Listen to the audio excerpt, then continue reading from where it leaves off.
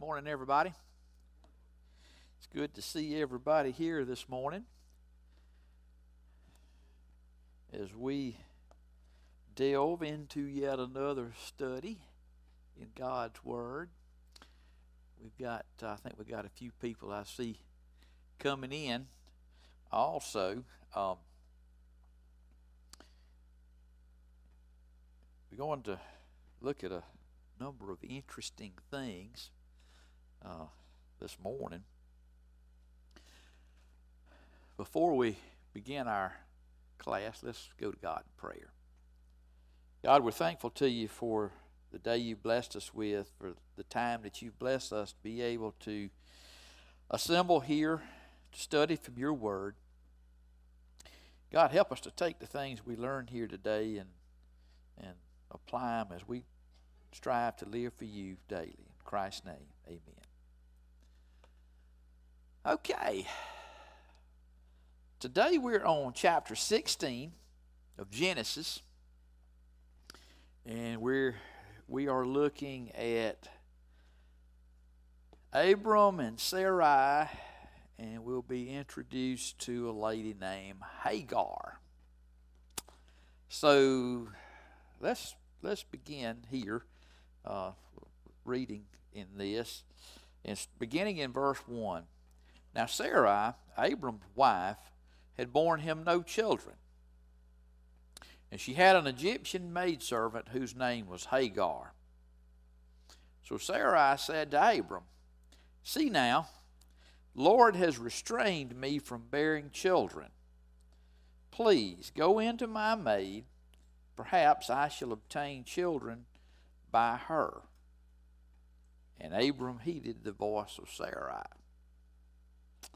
Then Sarai, Abram's wife, took Hagar her maid, the Egyptian, and gave her to her husband Abram to be his wife, after Abram had dwelt 10 years in the land of Canaan.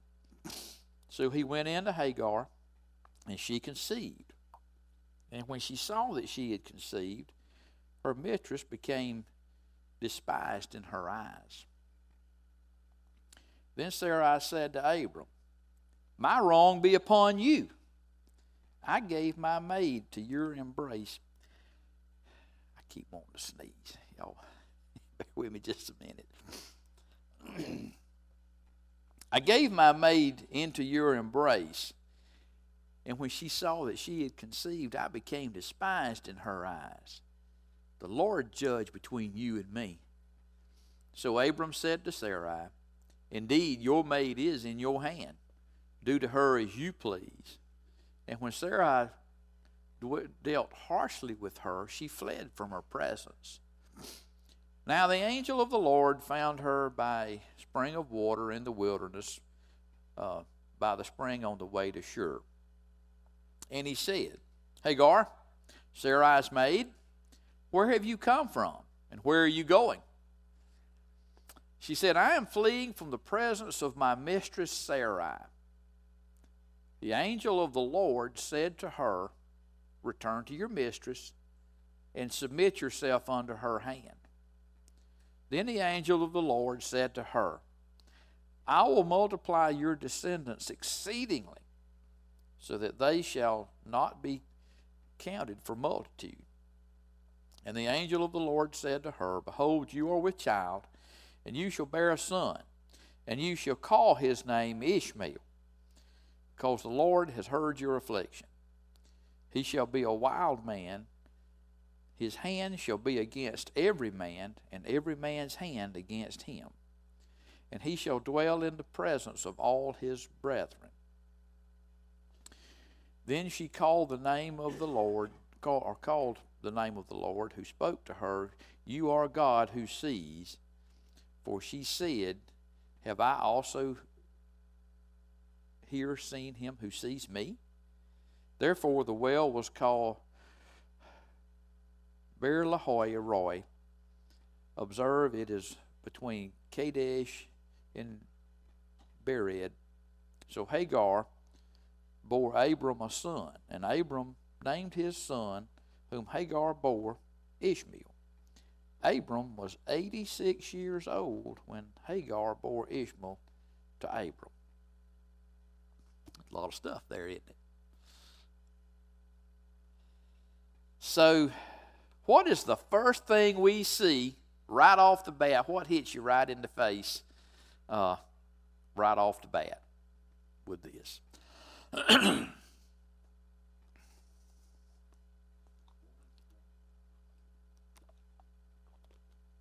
Okay.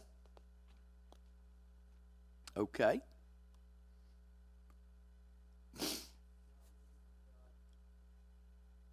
Not waiting on God. Now, how many of us, and you don't have to raise your hand because we probably all will, have ever been guilty of not waiting on God? I think every one of us probably better answer that in the affirmative. Because I think at some point in our lives, we have all been guilty of that, hadn't we? We didn't mean anything by it. We didn't necessarily intentionally wake up one morning and say, I think God needs my help. I don't think anybody's done that. But the actions that we take sometimes are that, aren't they? And what does it say about us when we don't wait on God?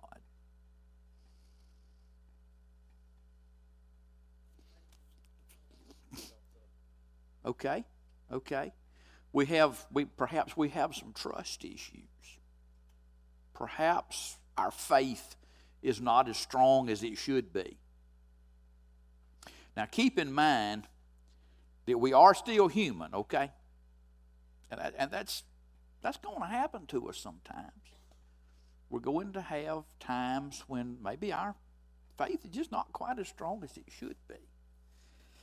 So that's the first thing we see here is Sarai decides that she wants to help God. Because after all, it's God's fault, isn't it? And I think that answers to your point, Lou, where it talks about a woman scorned. In her mind, it's God's fault because she has not had any children. Now keep in mind, back in this time and culture, having children for heirs, for posterity, was a big deal, wasn't it? It really was a big deal. And it was a big deal for a woman to be able to give an heir to her husband. But Sarai is not able to do that. So, in verse 2, so she says, see now, the Lord has restrained me from bearing children. So she says it's God's fault. Where else do we see in the Bible people saying that it is God's fault?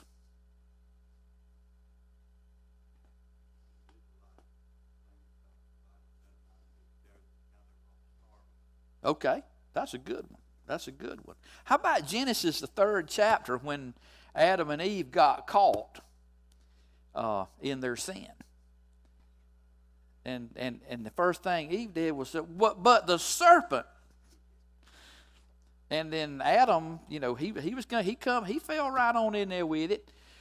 The woman that you gave me, Lord, gave me, and I did eat.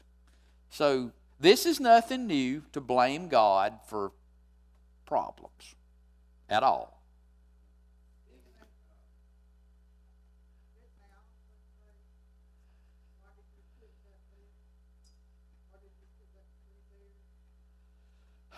I don't think I remember him saying that. I think what was said about the tree was the conversation in the Godhead. Let's to go ahead and get it up before they reach out and take and eat of the tree of life and then live forever. I think that's kind of where that came in. That's what comes to my memory anyway. Tony, do you have something? Yeah, and that's the next point. Yeah, absolutely. So yeah, we have the thing here. Sarai began this conversation, but did Abram say, "No, we've got to wait for God to do this in His time"? Did he say that? No.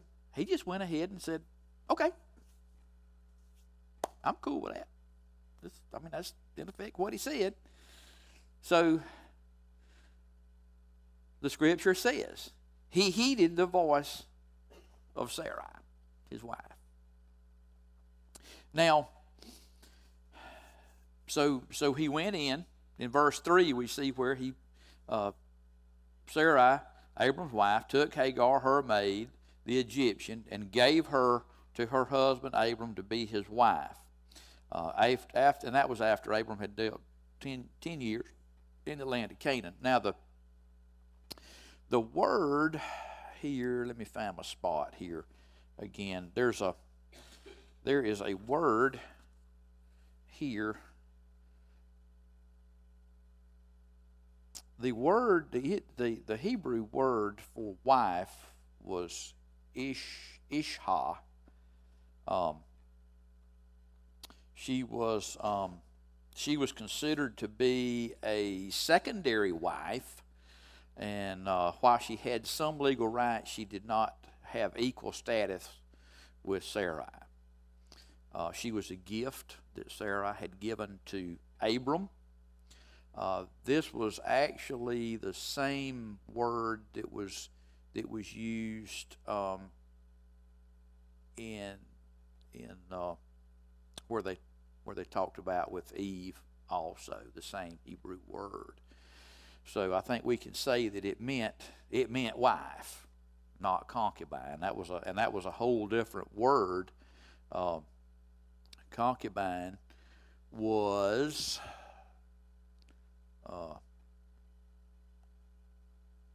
Pilgesh.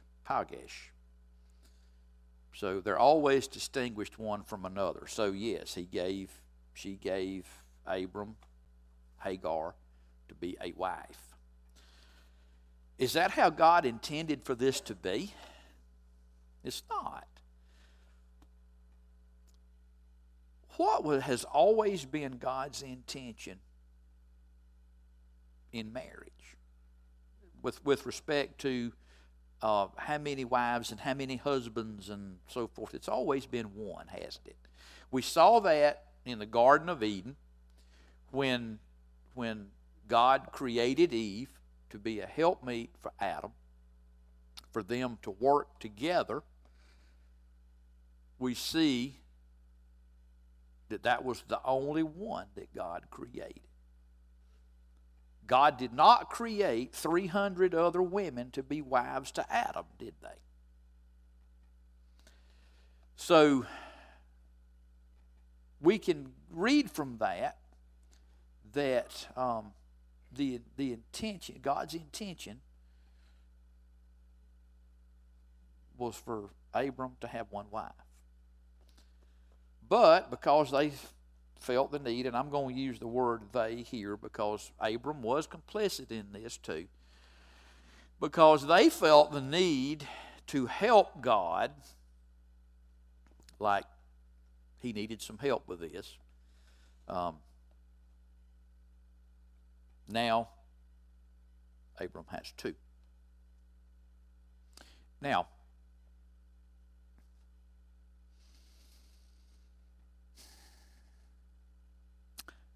you ever had this time where you have a question you're going to ask and it just like leaves your brain completely? It may show back up. I don't know. I was going to ask a question and it just left. I don't know. Go ahead. Based on practice during this time, have they been patiently waiting?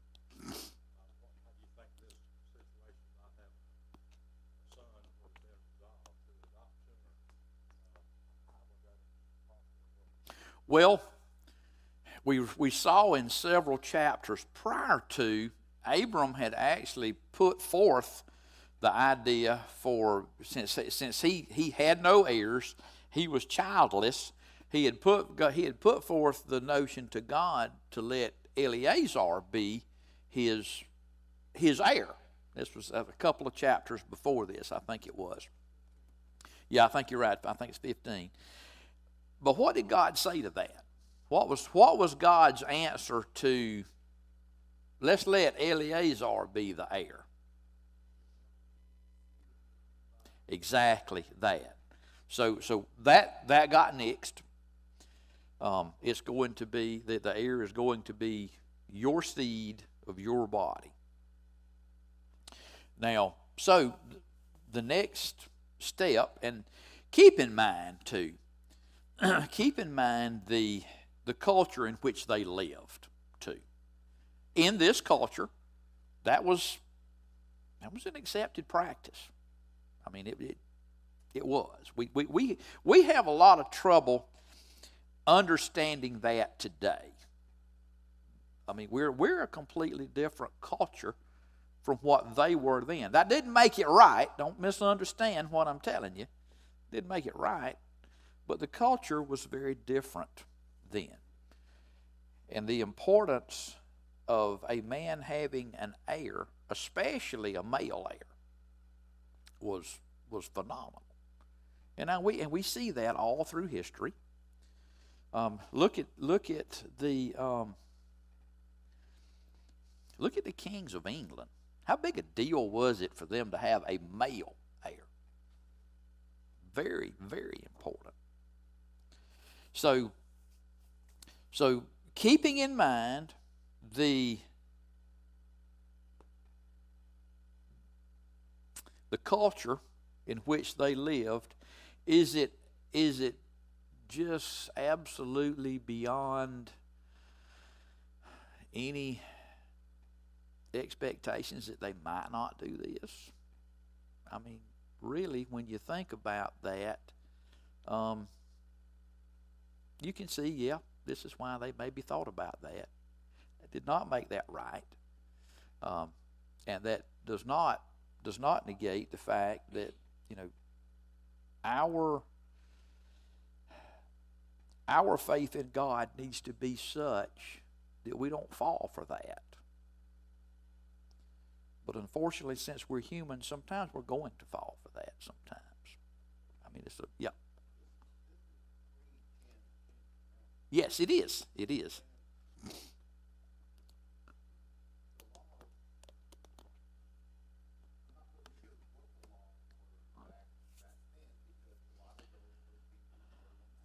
Mm-hmm.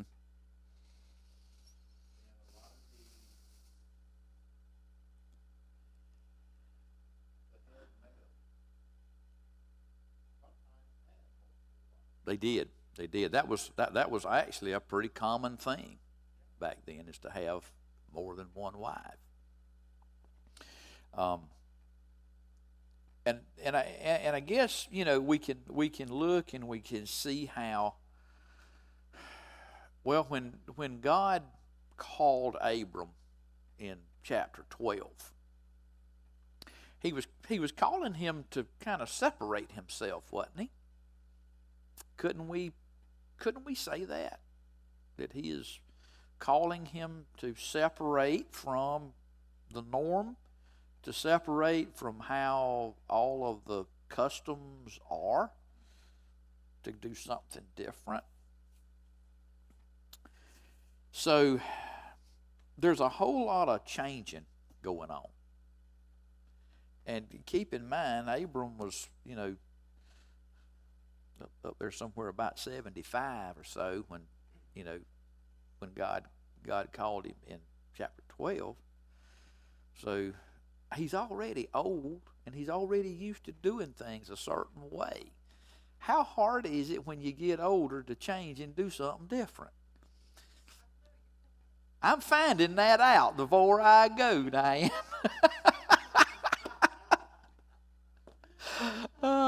Touche. Thank you for that. But yes, I am finding that out, that it's harder to change your mind on things.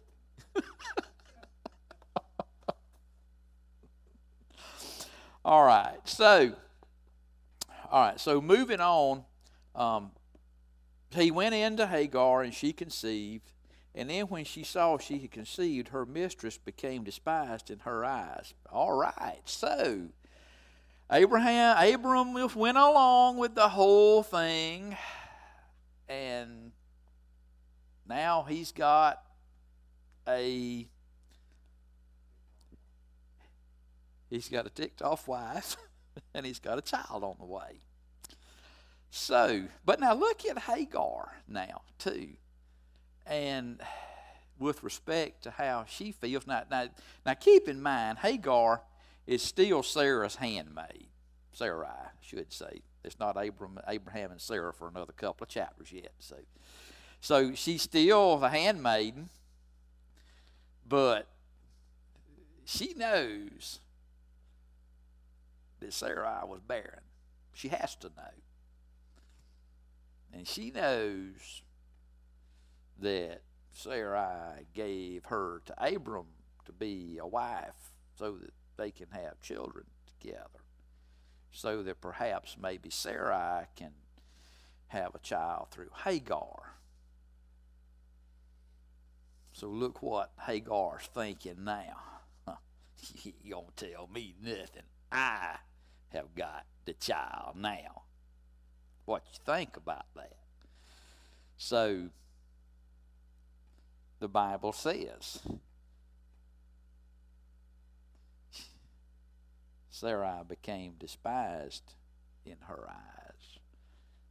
She showed contempt for Sarai, didn't she?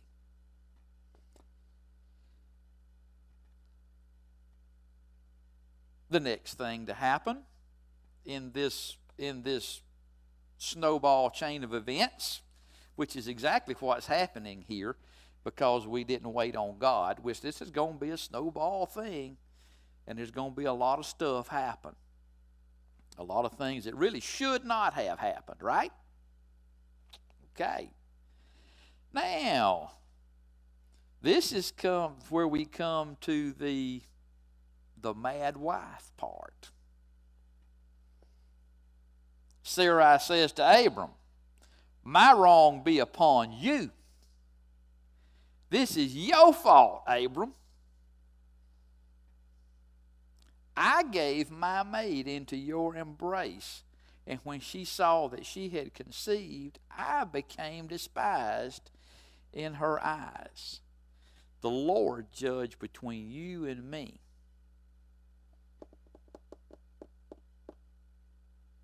What you think? He was having a blast. You hear me? The devil was having a blast. This is exactly what he wanted to have happen. Yeah. Yep. So, and that's the whole thing here. Now all of a sudden, it's not, it goes from being God's fault that she's barren. We saw that a few verses in verse 1 or verse 2. So now it's Abram's fault when he went along with what she wanted to do with this plan that was concocted. Y'all agree with that? Yep. You have to think about sometimes, yeah, you're almost you would say, poor old Abram. But now keep in mind, he was complicit in this. It ain't he's not free and clear. Was he not the leader of the household? Isn't that what he was supposed to be? So he went along with it, and it did not stop that at all. And that is exactly what we see in the next verse, Abram was like, mm-mm, mm-mm. No, I ain't having a part of this. Your maid is in your hand. Do to her as you please. So when Sarai dealt harshly with her, she fled from her presence. So not only do we see, the first thing is they decided they're going to help God, or the first thing is she's going to blame God because she's barren. And God's been telling them all this time that you're going to have a son, and it's going to be the son of promise, and it's going to be perpetuating your generation. And now we need, it's been a good 10 years since this has been going on, and so far there ain't no son showed up. And I ain't having children. So let's go help. So we blamed God. We're going to help God now. Yeah. Abram was like, he was a willing participant in this thing. Absolutely he was. So then we go from there we go to jealousy, don't we? Well, first we go to contempt. Hagar showed contempt to Sarai, because now she's with child and Sarai is not. And now it goes to jealousy. Do you see all of those fruits of the flesh coming into play that we have read about in Galatians? All the things, one right after another, coming into play here. And then Sarai decided to deal very harshly with Hagar. There's no telling exactly what she did, but she might have got a pretty good burst of energy all of a sudden. There could have been beating the brakes off of her. Who knows? It was. We know it was bad. So she ran away. Now, the next thing was the angel of the Lord found her. Do you think he just happened on her? No. They knew where she was. They knew where she was. So, first thing, I will multiply your descendants exceedingly, so that they shall not be counted for multitude. And the angel of the Lord said to her, Behold, you are with child, and you shall bear a son, and you shall call his name Ishmael, because the Lord has heard your affliction. And I think that's what the name Ishmael actually means, is that the Lord has heard my affliction. He shall be a wild man, his hand shall be against every man, and every man's hand against him, and he shall dwell in the presence of his brethren. So who is Ishmael? I think we can very safely say that that's where the Arabs came from. That's kind of the getting of that. So I think they're kind of in that Ishmaelitish thing there, and they actually were. They were from the. They actually were kind of from the east, not necessarily as far east as what we think of as the Orient now, but perhaps around the desert areas. So, but look what it says about him too. He's a wild man, his hand against everybody. Is that something we see now? It is. So, going back to the first verse here, first and second verse, if they had just waited on God, how much different would it perhaps be today?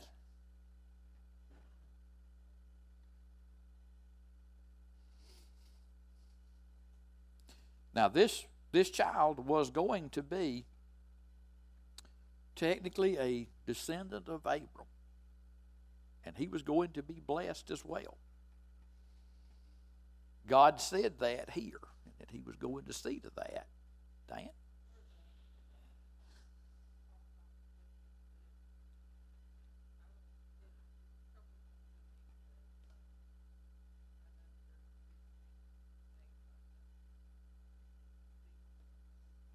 Mm-hmm.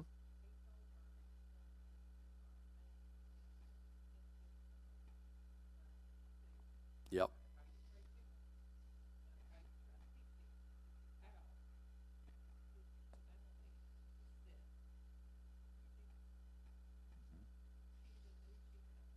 Mm-hmm.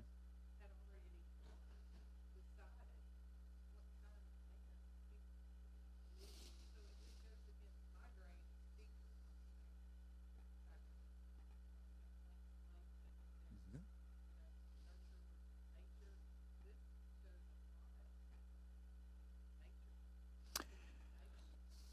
Well,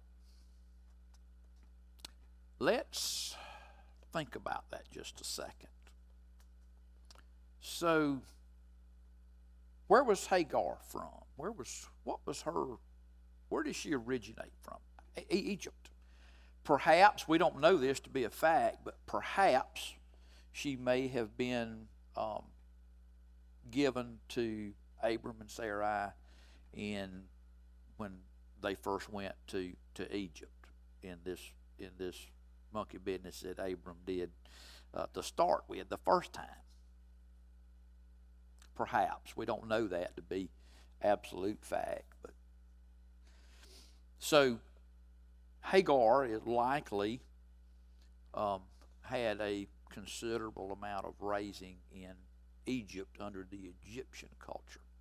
Can we think that might be a thing? So this young man Ishmael is going to have after his birth, is going to have a lot of raising by Hagar. Would that be reasonable to think that? Jane?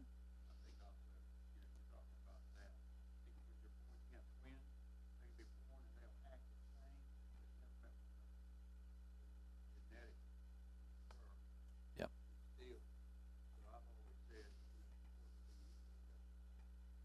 Yeah, absolutely.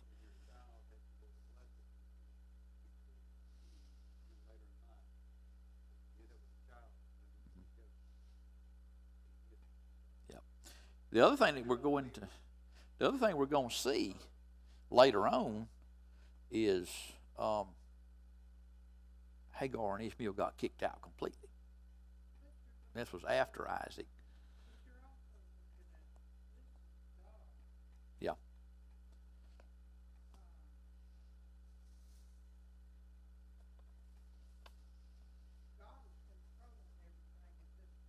Mm-hmm.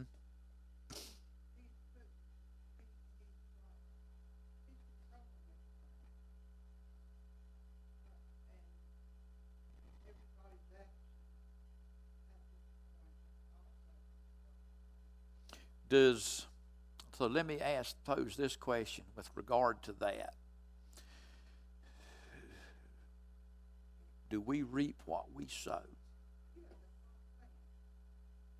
So we can take from that. We see where does the law of sowing and reaping come in?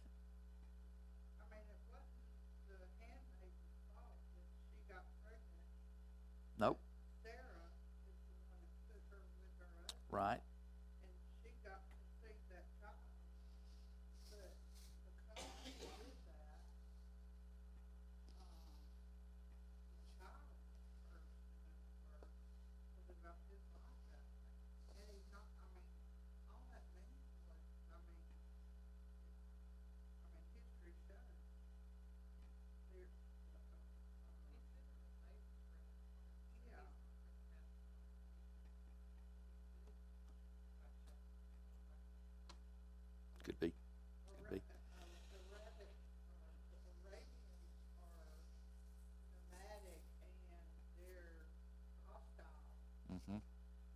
And that's what we see with that.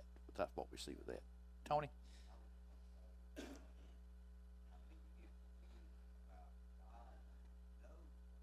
Right. That was going to be my next point in this is God said what was going to be in the future. He didn't say that from the standpoint of, I will this to be this way. This is the way it's going to work out. This is how this is going to be. And I think we can see probably that Hagar raised Ishmael according to, at least to some extent, probably some of the Egyptian culture that she was used to and knew, and worshiping other gods and all of the things. So what do you expect he's going to turn out like? Yeah, it's going to be hard-headed. He's going to be a wild young'un.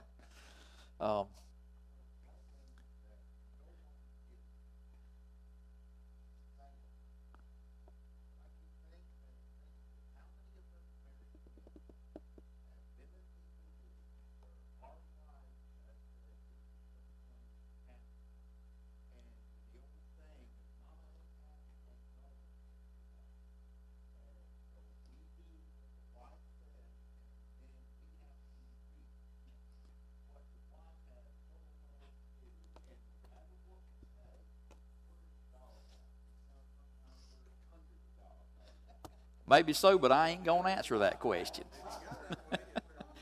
I'm not even going there. That is, I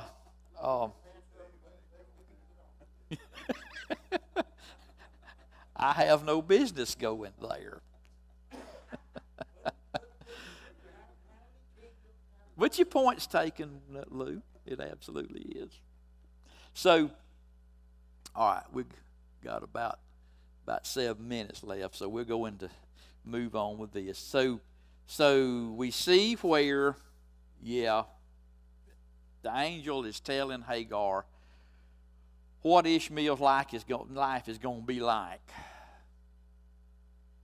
And one of the big points is that he's going to have descendants that's going to be just like the dust of the earth and the stars of heaven too, right? It's going to be a bunch of them. His descendants will be. Just like Abram, who is his father. Because there's no getting around the fact that Abram is Ishmael's father. No getting around that fact. But the whole point is we've got to learn to wait on God. We've got to learn to take things at His speed. How do we do that?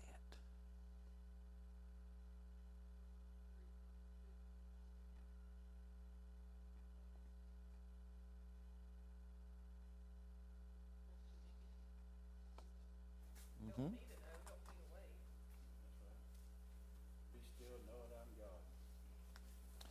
There is a way that seems right unto a man, but the end thereof is destruction.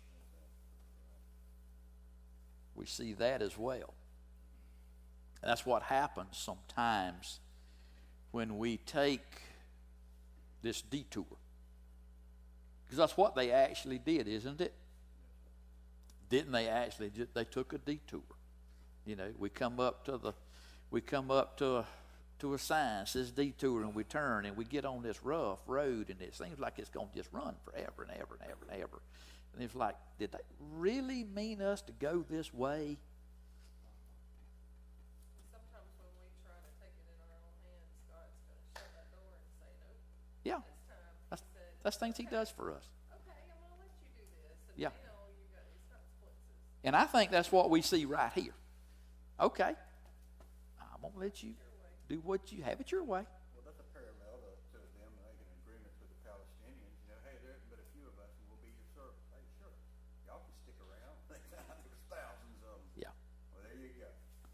So I'll let them keep that deal. Y'all made a backroom deal, there you go. sometimes we take a path that seems appropriate. And isn't that perhaps thinking of Sarai, isn't that perhaps maybe what she did? This seemed to be, I mean, think about it this way. It's been roughly about 10 years since they got this promise, and that there's going to be a son from Abram, and it's going to be your son.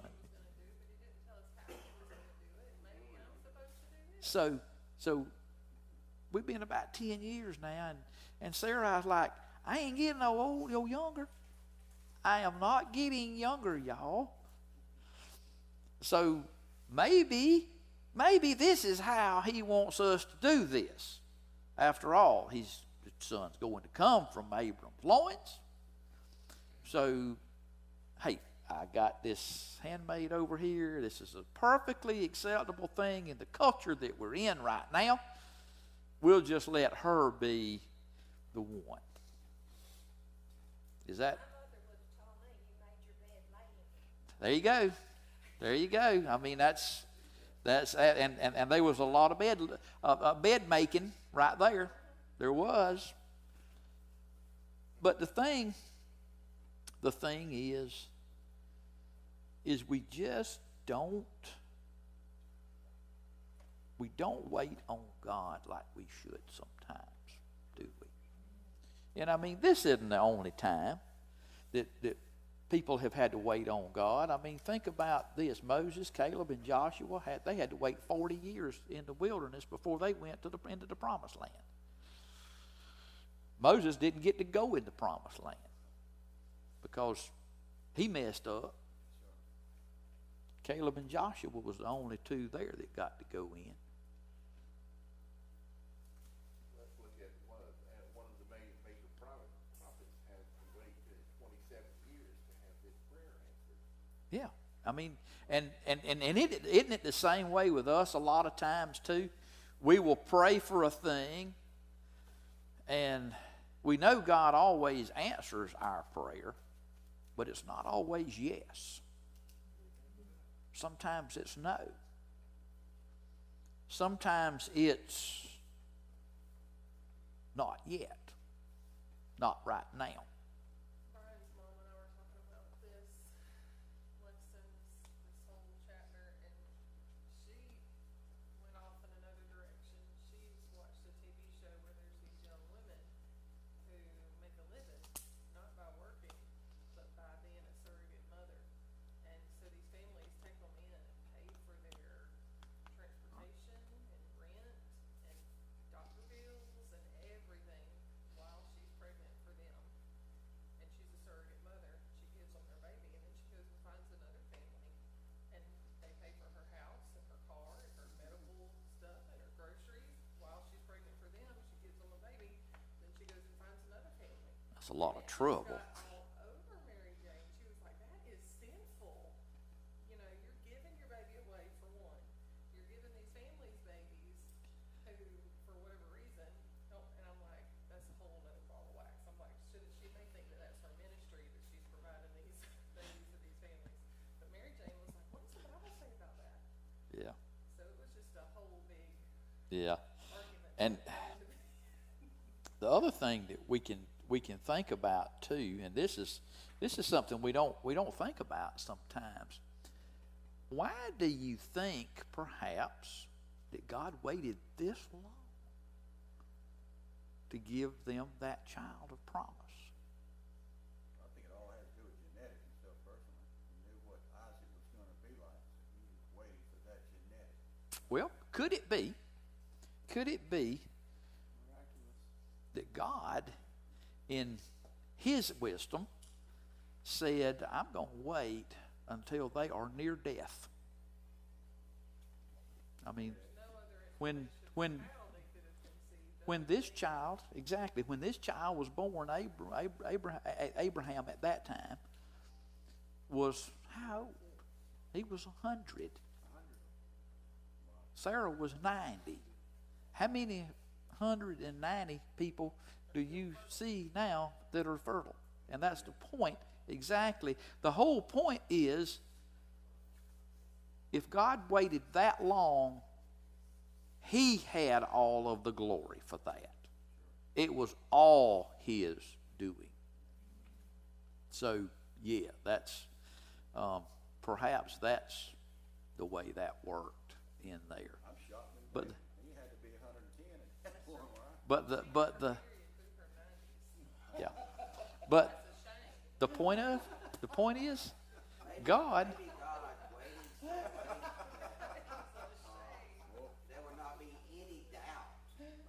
I think that's the point, Tony, so that there would be absolutely no doubt whatsoever that this was God's doing and God was glorified because of this child of promise. I think that was the whole point, regardless of anything else. That was God's doing. Mike? What's puzzling though is, or it can be puzzling, is an angel could have easily appeared to Sarah and said, "Be patient, wait." But God allowed Yeah. him to make a poor decision. Yeah. And he knows what's going to happen in the future. He knew they was going to make a poor decision. So then you get puzzled and say, "Well, was that the purpose for the whole Arabian community?" Could be. It's deep if you think about it. Could be. But you know, the whole point to that too is that God's given us free moral choice. We get to choose, are we going to wait or not? So, All things he works out for the good. yep. I see the clock has expired, and how. So it's time we'll stop there today, and we'll pick up with chapter 17 next week. Thank y'all for being here, and thank you for your input. That really makes the class go good.